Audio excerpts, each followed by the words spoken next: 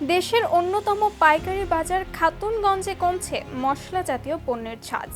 পবিত্র কুরবানির ঈদকে সামনে রেখে কয়েক মাস আগেই কৌশলে দফায় দফায় বাড়ানো হয়েছে মশলা জাতীয় পণ্যের দাম।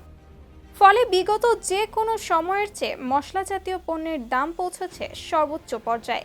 কোরবানি ঘনিয়ে এলে প্রশাসনের মনিটরিং এড়াতে ওই কৌশলের অংশ হিসেবে এখন ধীরে ধীরে কমানো হচ্ছে দাম, যাতে স্বাভাবিক চোখে মনে হয় মৌসুমে কমছে মশলার দাম। কম্প্যাক্ট ভ্যাট সিস্টেম ডেভেলপমেন্ট, দ্রব্যমূল্য হ্রাস ও ভবিষ্যৎ ভ্যাট দায়মুক্ত থাকার মূলমন্ত্র। ভ্যাট দায়মুক্ত থেকে লাভজনক ব্যবসা পরিচালনার বিশ্বস্ত সহযোগী দ্য রিয়েল কনসালটেশন। স্বচ্ছ ভ্যাট আইনে দক্ষ ন্যায্য ভ্যাট প্রদানে। নাম প্রকাশ না করার শর্তে খাতুনগঞ্জের একাধিক ব্যবসায়ী বলেন, প্রশাসনের কড়া মনিটরিং এড়াতে নতুন কৌশল অবলম্বন করছে আমদানিকারকরা।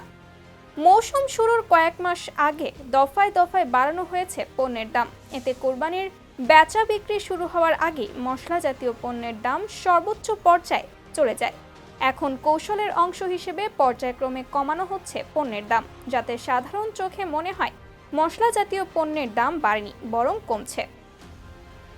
দেশের অন্যতম পাইকারি বাজার খাতুনগঞ্জে গতকাল ভারতীয় জিরার কেজি বিক্রি হয়েছে 607 টাকা, তুরস্কের জিরা বিক্রি হয়েছে 800 টাকা কেজি, মিষ্টি জিরার কেজি বিক্রি হয়েছে 150 টাকায়, লবঙ্গের কেজি 1350 টাকা। চীন থেকে আমদানি করা দারুচিনি বিক্রি হয়েছে 375 টাকা, ভিয়েতনামের দারুচিনি 440 টাকা, গুয়েতেমালার এলাচের কেজি 3000 টাকা, ভারতের এলাচ 3350 টাকা কেজি দরে বিক্রি হয়েছে।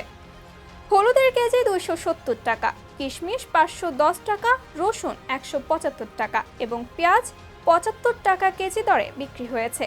চট্টগ্রাম কাস্টমসের তথ্য মতে, পবিত্র কোরবানির ঈদকে সামনে রেখে চট্টগ্রাম বন্দর দিয়ে বিশ্বের বিভিন্ন দেশ থেকে মরিচ, পেঁয়াজ, রসুন, দারুচিনি, লবঙ্গ, জায়ফল, জয়ত্রী, এলাচ, ধনিয়া, জিরা, আদা ও হলুদ আমদানি করা হয়ে থাকে।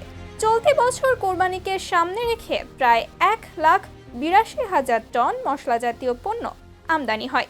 গত বছর যা ছিল 1,51,933 টন।